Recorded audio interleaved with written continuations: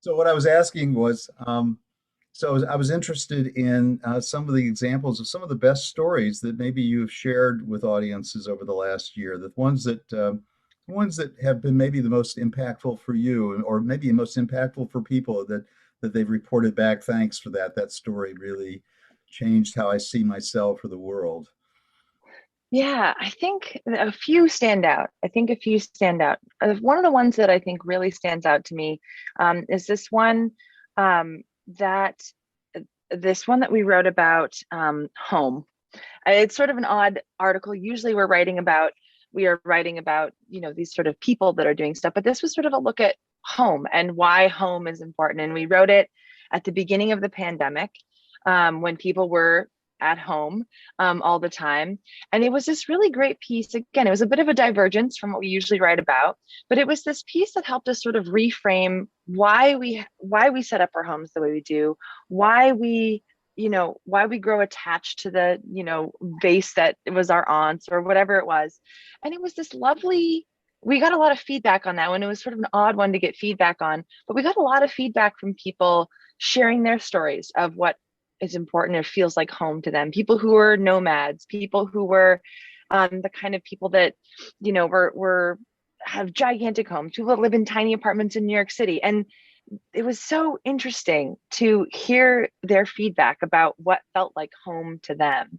And so that one stood out to me, not necessarily because of the story itself, but the way in which people reflected back on it, and the way in which somehow we really touched a chord with people in their understanding of home that maybe gave them a little bit more comfort in their own space now that they were living more in it, gave them a way to reflect on now that they were constantly staring at that wall, why do I have those pictures up there? And it was, that's one that I think is kind of out of left field for us. Yeah. But One for a another one second, that I, yeah, let me just say, it yeah, reminds yeah. me, in my work, I often have people draw the floor plan of the house they grew up in.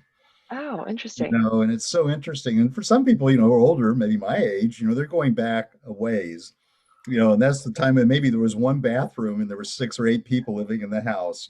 Things were structured a little differently then. Yep. But place is really crucial. And often there's richness in those places. Mm, Even if it's a mm, small one-bedroom apartment in New York, it can be a place of great life and nurturance and support. So it hmm. sort of, that's the old saying, home is, where we make it, and Yeah, exactly. we're always at some level making a place for ourselves in the world. And I think one of the beautiful things about this idea of home, this idea of building home around us, wherever it may be, it is a form of storytelling. It's the story we tell ourselves to a certain extent in our own space. It's our reflection of who we are, or maybe the people we love, or the life we've led around us. And it is. I look at the walls. I'm an art collector. I collect bits of art from everywhere. And this was made by my friend, and this is from my. To go through that storytelling, to walk through your life, and be able to reflect back on and create a space where you feel at home, but also like the story of your life is reflected back at you. There's just something so nice about that. And maybe I couldn't be a minimalist for just that reason, but it is. I think there's this concept of self that is so nice when we build home around us, wherever or however that may be. Mm. Um, and so Well, that one really stood out in the last year for me.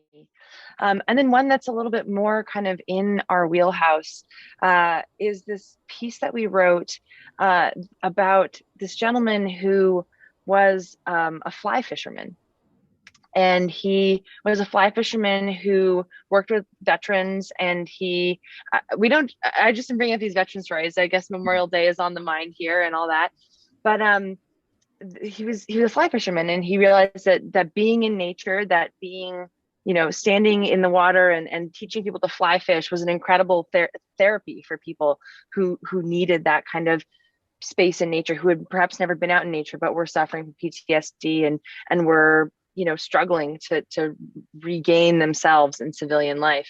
And that one to me really exemplified something that we write a lot about, which is people having skills and talents and then taking those and sharing them with other people, and the power in that share, right? That power in opening up the door for somebody else to go try out something new, the power in showing somebody, okay, this is how you fly fish, or this is how you draw, or this is how you write, or whatever it may be.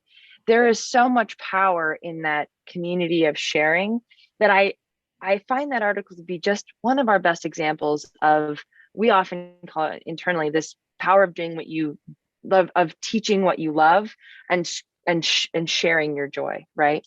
And that one really, I think, exemplifies that one. In the B one, who he also is trying to, that I mentioned earlier, it's this story about this gentleman who, again, a veteran PTSD, who has PTSD, who has now taken to beekeeping and teaching others to beekeep as a means of creating community around what he loves, but also sharing what he's found to be a very therapeutic thing with other people. And it's in this sharing that I think we find a lot of beautiful stuff happens in our articles, and a lot of beautiful stuff happens as a result of our articles, in Yeah. those instances. Yeah, they're quite inspiring, these stories, and Mm-hmm. I've loved following them over the last year or so. Yeah.